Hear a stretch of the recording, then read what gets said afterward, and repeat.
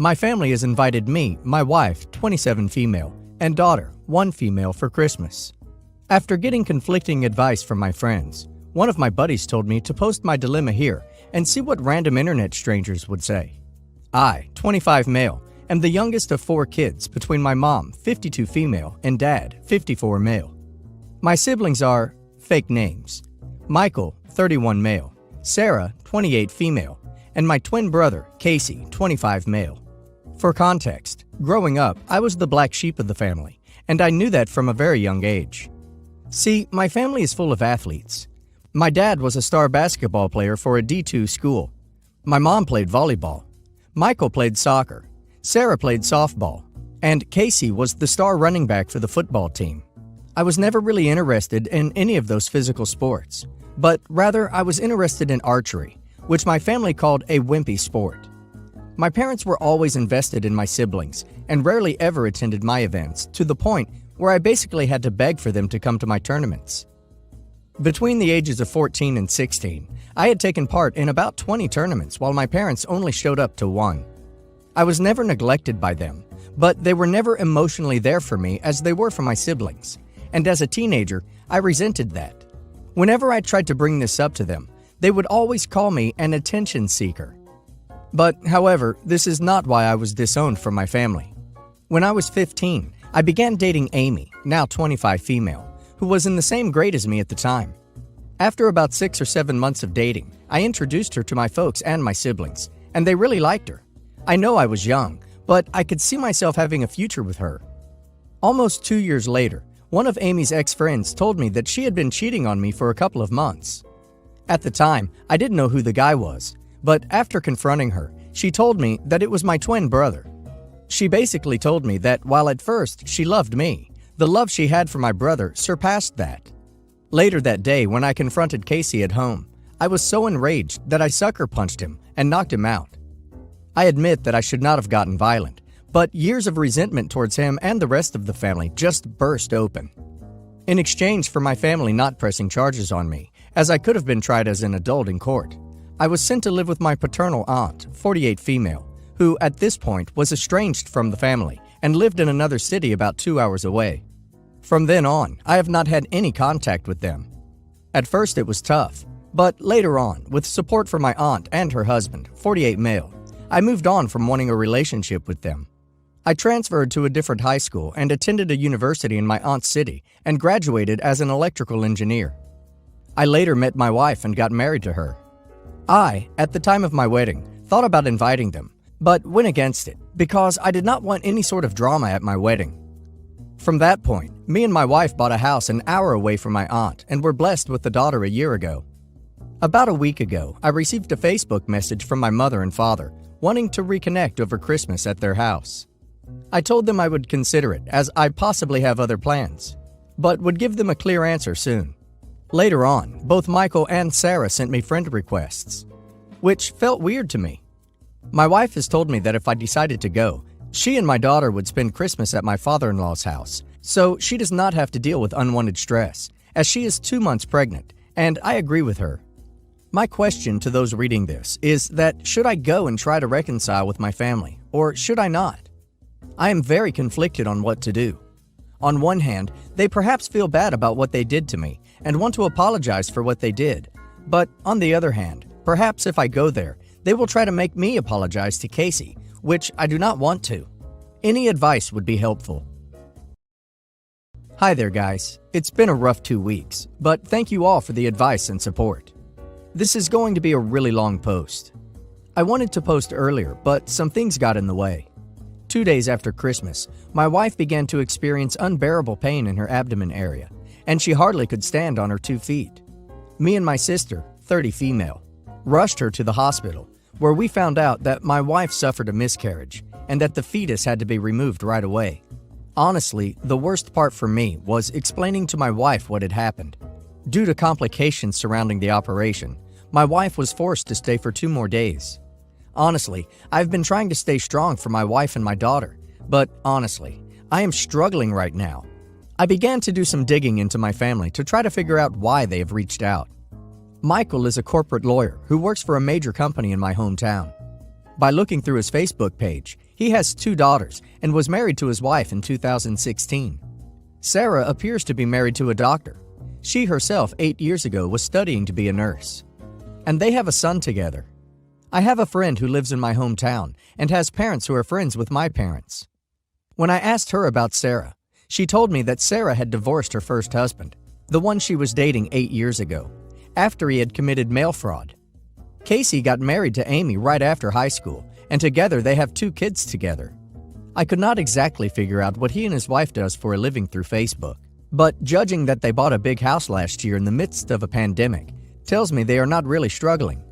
My dad seems to be going through a midlife crisis, and mother is really into the wellness community. I then began to list the reasons of why they wanted to possibly reach out to me now. Money. Unlikely, because 8 years ago, my parents' combined salary was higher than my wife and my salary. And given that my siblings are not struggling financially, makes me think money is not the reason. 2. Organ donation. Could be the case, but seems unlikely. But a Redditor said that it could be that Casey, given he is my twin, would be my most likely match, and I think it's unlikely because he was tagged in a Facebook post skiing just a week before Christmas. Regarding my daughter, they could possibly be reaching out to me to have a relationship to my daughter, but I honestly am not sure. My daughter is not the first granddaughter for my parents, so I do not know why they would want to meet her. They most likely found out my daughter existed because my wife's Facebook account was public. She has since privated her account. I then contacted my aunt, the estranged one who took me in, informing her about the situation, and she explained to me why they were reaching out to me after all this time. To understand the situation, you need to understand why my aunt was estranged. My paternal grandpa, 79 male, and grandma, 76 female, had 4 children. My dad was the second oldest, and my aunt was the third. My aunt, after college, came out to her parents as bisexual and began dating her girlfriend. My grandparents immediately disowned her and refused to have any contact with her. However, about 4 years ago, my grandpa began to reach out. About a month ago, my grandpa had been asking about me and what I was doing in life and whether I was married or had kids. My aunt responded by calling my grandpa out for wanting to know about me after he supported Casey for what he did. That is when the whole situation changes. My grandpa told my aunt that because I had cheated on Amy with one of her close friends, I deserved to be estranged. My grandpa is a religious nut, so he looks down on cheating. He had been told by my family that after the friend who I allegedly cheated with confessed to Amy, she went to Casey and Sarah for support and comfort. And when I found out about this, I confronted and brutally attacked Casey and Sarah.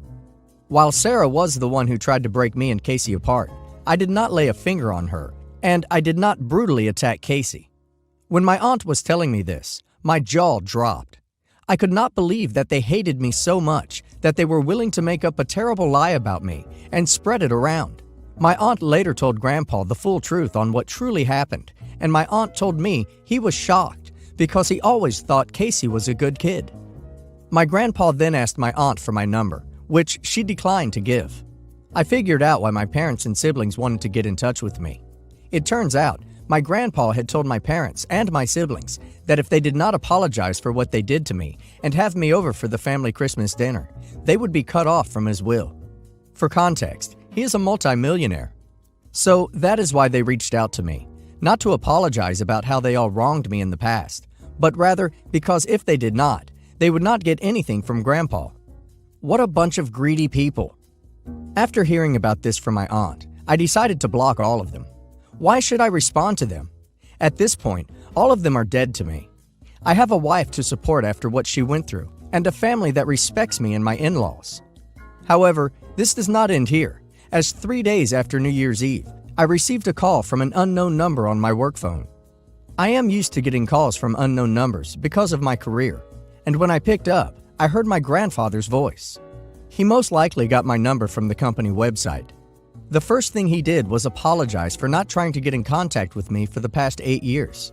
He told me he was sorry that he could not be there for important events such as my graduation, my wedding, and the birth of my daughter. I was not really close to him before, so him cutting me off did not bother me. Later in the call, he told me he was so disgusted with the rest of my family that he is cutting them off from his will and adding me to it. I honestly do not know how to feel about that, as the money would be helpful, but at the same time, I do not want him to use this as a way to force a relationship between me and my daughter.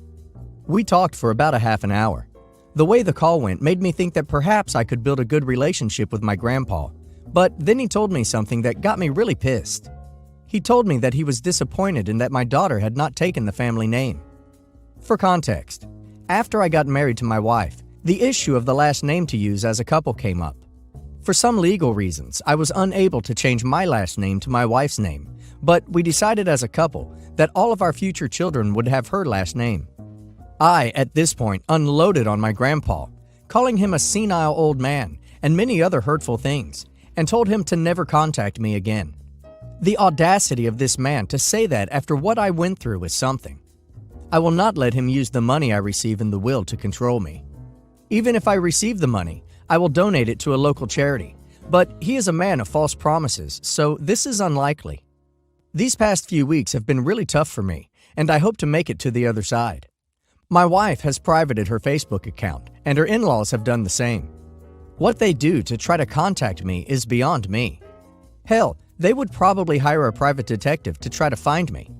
I believe they do not know where I live, but you never know. I have thought of getting a restraining order, but given that there are lawyers within the family, means getting a restraining order will be hard. You know what's funny? OP's #1 reason of why they wanted to reach out was actually money. They appeared to have it all on social media, but in the end, they only wanted to reconnect because of the grandpa's money. I hope they get nothing. Yeah, if an old millionaire wants to leave his fortune to me, I will change my name to Crapbag, no questions asked. Yeah, seems a little overreactive. I personally wouldn't care if my grandkids had my name or not, but I can understand why someone would be disappointed. Well, sort of. Maybe in an academic sense. If Grandpa didn't make a huge deal over it, I think OP went a little too far. I get that, however, because he has been mistreated for so long. I, 34 female, have a pretty successful career in France, and I'm doing pretty well for myself. I also have a twin sister and younger brother, 34 female and 28 male, who I thought were also doing well. With my busy life, I don't get to come to the States and see my family often, but when I do, we have a good time, since we have a good relationship. Last week, I came to visit my family and plan to stay until February, since my job will be remote for a bit. It was then when I noticed everything was a bit weird. When I walked through the door, my sister's kids, 2 male and 1 female, were excited to see me, and the oldest kept saying, "Mama back, Mama back." I thought they were just confused since we look alike and they've never seen us in the same room together. However, my brother-in-law, 36 male, pulled me to the side and told me how my sister had left him late November. Of course, I was shocked and asked him how him and the kids were doing. He explained how they're too young to understand everything, but would like if I extended my visit and pretended to be their mom since he doesn't want them to experience so much hurt so young.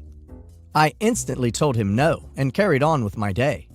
I thought this issue was put to rest until yesterday when my mom, 56 female, told me how she was extremely disappointed in me for not helping out my brother-in-law and thought I should at least try for a bit since he's in distress.